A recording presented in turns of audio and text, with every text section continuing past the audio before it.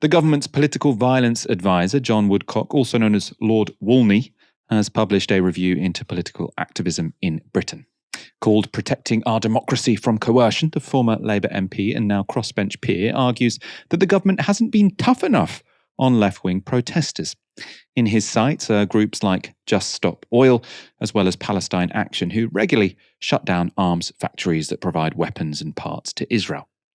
On a recent episode of the News Agents podcast, Woodcock laid out his thinking about the group.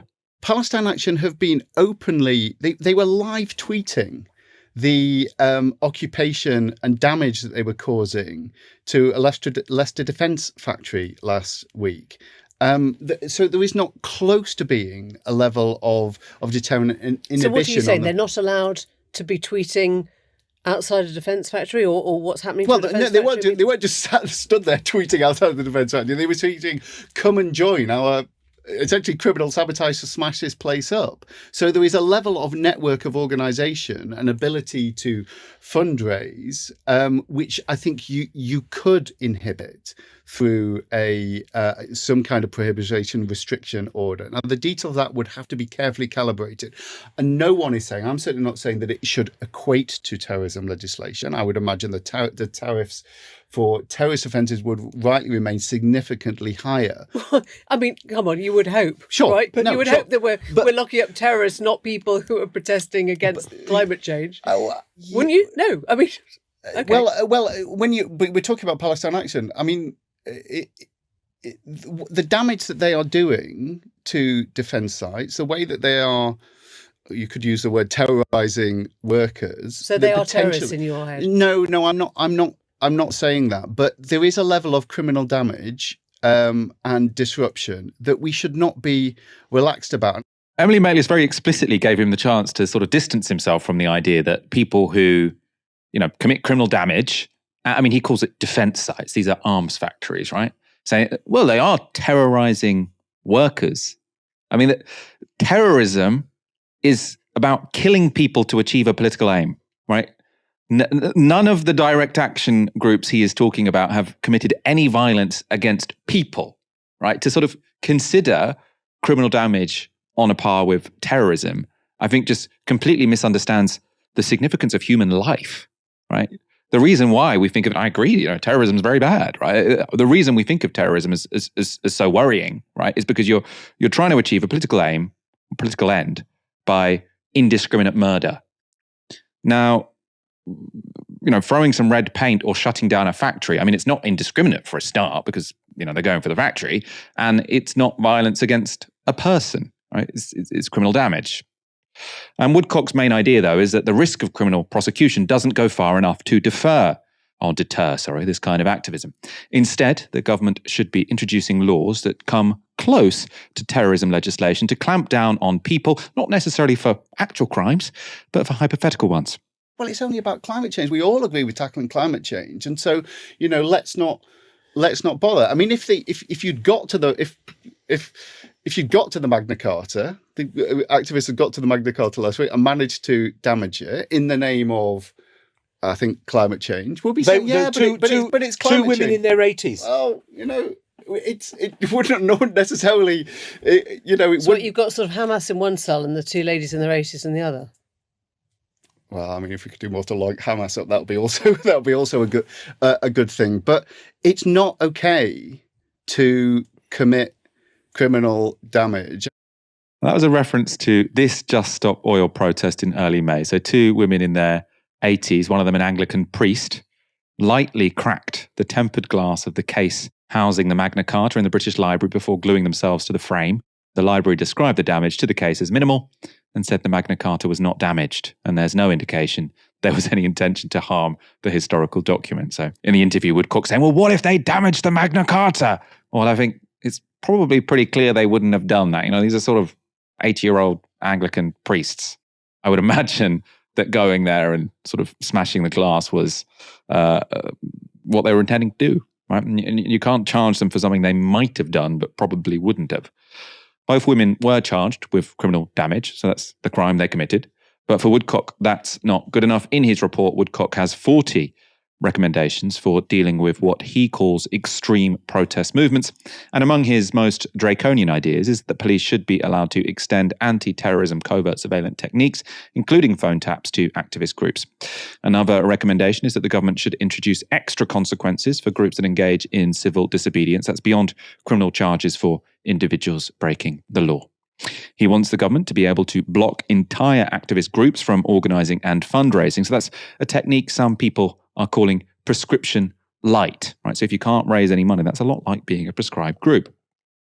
What Woodcock is suggesting is a radical break with a long British tradition of political freedom, and his report is at risk of being taken seriously, and that's because he's the government's independent advisor.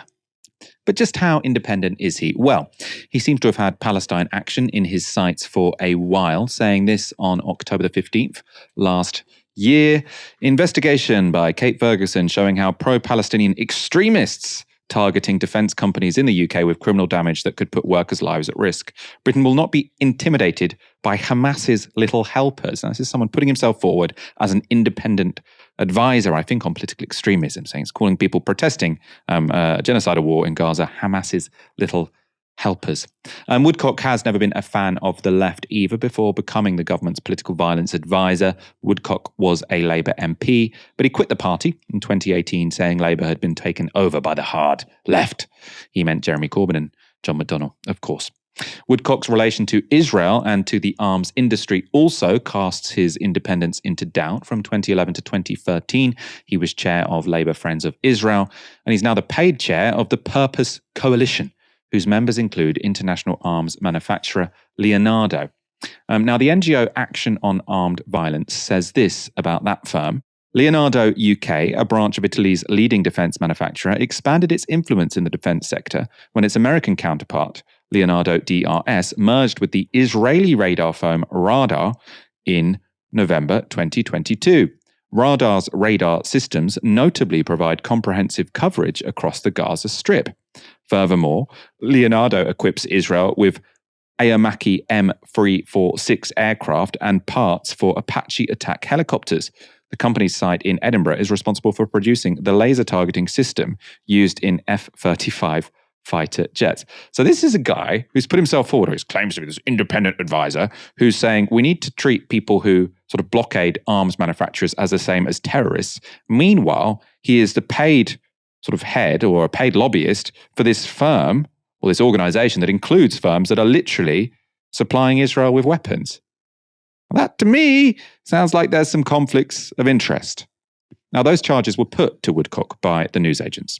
You are the former chair of Labour Friends of Israel. Do you not see that, how this is going to come across to supporters of Palestinian liberation? Well, I don't think I would go into this thinking I was going to make friends with people who were part of that extreme end of the pro-Palestine movement anyway. But I think the public and lawmakers are going to have to look at this report in the round. It's a big report. It's 100,000 words. It's got a lot of. It's got a lot of. Talk us through this. What is the Defence Purpose Coalition? We've been honestly scratching our heads and calling around trying to work out what the Defence Purpose Coalition is or does. You're the current chair of that as well. The Purpose Coalition is an organisation of purpose-led groups, including has been some defence-related companies who value the contribution that they make to the UK economy, and we should all do that. But the point you make about that, look, you are an impartial voice on this. I just think that the perception would be that people would beg to differ, given, you kind of have a role with the defence industry. You have been a part of Labour Friends of Israel. I just think it's worth addressing. Look, everyone comes to particular roles with a particular background, of course. And, my background on this has been very clear. I was a Labour MP. I left the Labour Party during the Jeremy Corbyn era. And so all of that is set out as a matter of public record. His background, right? Chairing the Purpose Coalition is not his background, right? This coalition that includes arms firms which are selling arms to Israel. That's not his background. That's a job he's still doing. It's a paid job he's still doing. Helena, this is ridiculous. Right? This is ridiculous. I'm not sure how much I rate those two hosts of the news agents. I quite like Lewis Goodall, but sometimes they sort of strike me as a little bit liberal and complacent. But they kind of skewered him there, and his answers were appalling. And this whole situation just, to me, seems like an absolute joke. Oh, 100%. I mean, a joke is an unfortunate term to me, because I think it's so dangerous. It's so dangerous, really and truly, that this man can have so much power. I did enjoy, to be fair, though, John Sopel saying, oh, well, some people might beg to differ, as a very nice way of saying that's a bunch of bollocks, isn't it? Because it was a bunch of bollocks, let's be real, everything that Mr. Woodcock there was saying.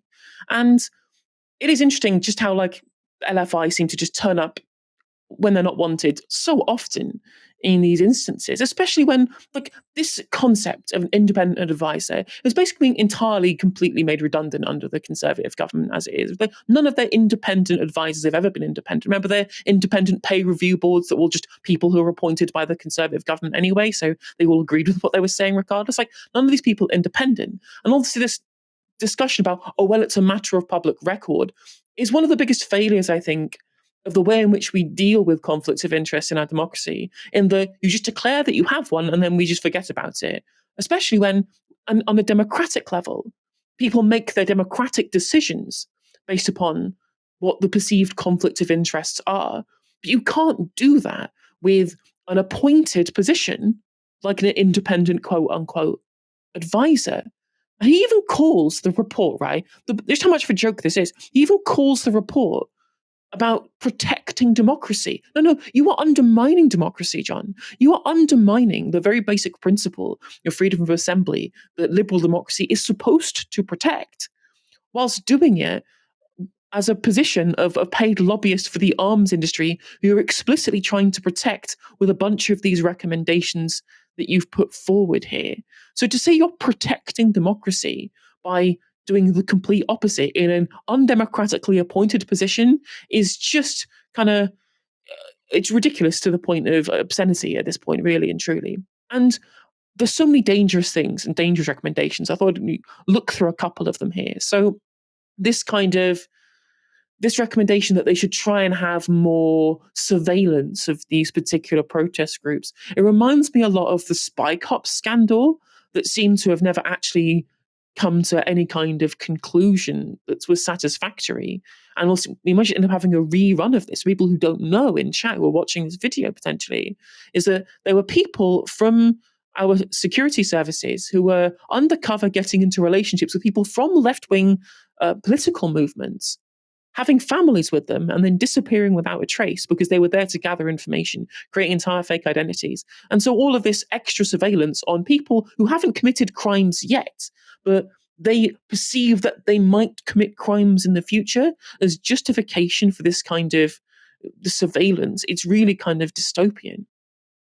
Another dangerous part of these recommendations is how nebulous a lot of the terminology is. So things like serious disruption is very much open to interpretation. So is indeed the term economic damage, in terms of not just the idea of making protest movements pay for their own policing, but also on top of that, trying to get them to have to compensate businesses for economic damage that they might theoretically incur because they might have a drop in footfall because a certain amount of London, I guess, might be out of action due to a high turnout on a protest movement. And again, what is or is not economic damage is entirely up for interpretation, is not exactly quantitative. And another one there is something that might result in intimidation. And again, that is entirely up for a certain level of subjectivity, especially when there are contentious terms like the chant "from the river to the sea, Palestine will be free," which I think most people would understand to be a call for liberation for people in that geographical area, especially the Palestinians, who are the ones who do not have the freedom, whereas people who are members of the State of Israel do. Except you say, well, that might result in intimidation because there are a small subset of people who feel intimidated by it, and therefore that can then take away the free speech rights. I guess we have free speech rights, we have the freedom of assembly rights of people who should have a legitimate right to protest in liberal democracy, which is going to go away or potentially be dramatically curtailed by recommendations that are being put forward here. I wonder if Toby Young from the Free Speech Union is going to have any comments on these. I think not.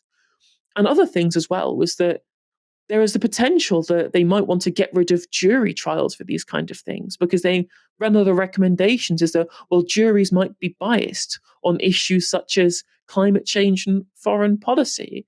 So even the basics of our legal system of having a jury of your peers be there to judge whether or not you've been made guilty of a crime or not might also be curtailed potentially under these recommendations. Some very draconian, some very, very anti-democratic actions being done in the name of democracy. You couldn't make it up. Yeah, I think it's a really important safety valve, with these cases, because I mean, the thing that really angered them was with the Colston statue, and the reason they got off is, essentially because the jury sort of decided, well, this statue shouldn't really have been there anyway, right? But that's not, obviously activists on Twitter shouldn't really be able to decide that. But if you've got a randomly selected group of citizens and they decide that, great.